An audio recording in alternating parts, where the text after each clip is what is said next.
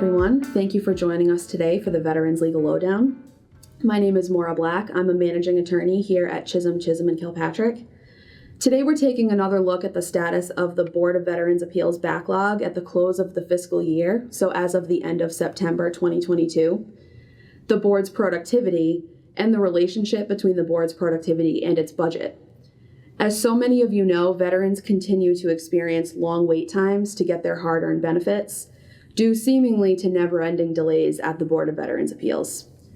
As of August 31st of this year, there were a total of 207,521 appeals pending. This number includes pending appeals in both the legacy and AMA appeal systems. More than half of the board's pending appeals are in the AMA system.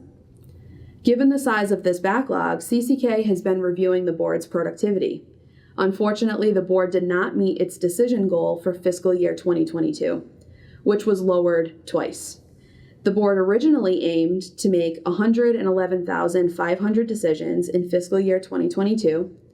During the fiscal year, it lowered that goal to 102,561 decisions.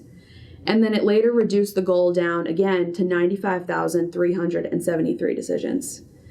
So based on these numbers, we know that the board reduced its goal by nearly 15% and still missed the mark.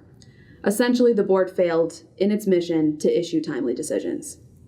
At the same time, over the last 4 fiscal years, the board's budget has increased. When we refer to the board's budget, just a point of context here, we're referring to its budget for operations, the money that Congress allocated to VA that allows the board to get its job done and to carry out its responsibilities. We're not talking about the money set aside for veterans benefits, but rather for the board's operating budget. The numbers show that the board's operating budget has been increasing in recent years. In 2019 and 2020, the board's budget was $175 million and $174 million, respectively, for those years.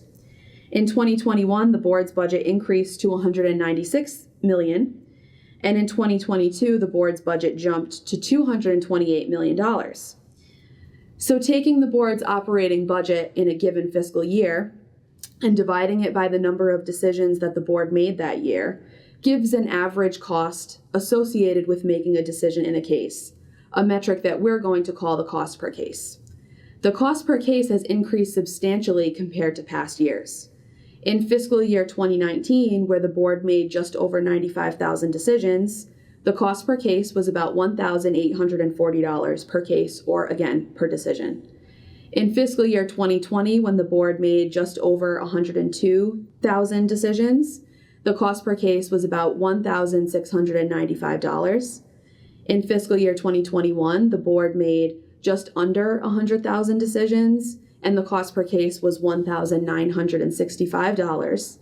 And in fiscal year 2022, where the board made 95,294 decisions, the cost per case was much higher at $2,393 per case.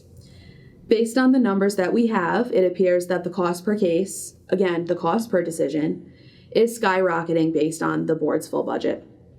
So as veterans continue to experience extremely long wait times for board decisions, it is unfortunate that they cannot be encouraged by the board's increased resources, since the resources have not resulted in faster decisions for veterans who, again, are waiting for benefits that they've been pursuing for a very long time. In fact, our numbers indicate that while the board has been granted unprecedented resources, it's issuing fewer decisions. Based on the cost per case analysis that CCK has conducted, it appears that the board is spending about 30% more per case as compared to fiscal year 2019, and it's spending about 41% more per case as compared to fiscal year 2020. So what can we make of all of this? What we have found is that instead of a correlation between increased resources and increased productivity, which you might expect, the numbers actually show that the board is doing less despite receiving more, and this does not add up.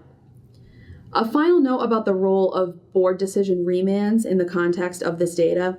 Since a large portion of board decisions are remands, especially the cases that are decided in the legacy system, many cases decided by the board will likely return to the board in the coming years.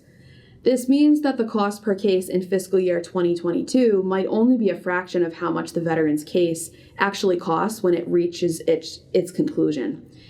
If you require assistance appealing a decision from VA at the board or appealing a board decision to the U.S. Court of Appeals for Veterans Claims, contact the skilled team at CCK today. We offer complimentary consultations to determine if we can help you with your appeal. We thank you all for tuning in. We hope that this was helpful, and we hope to see you next time.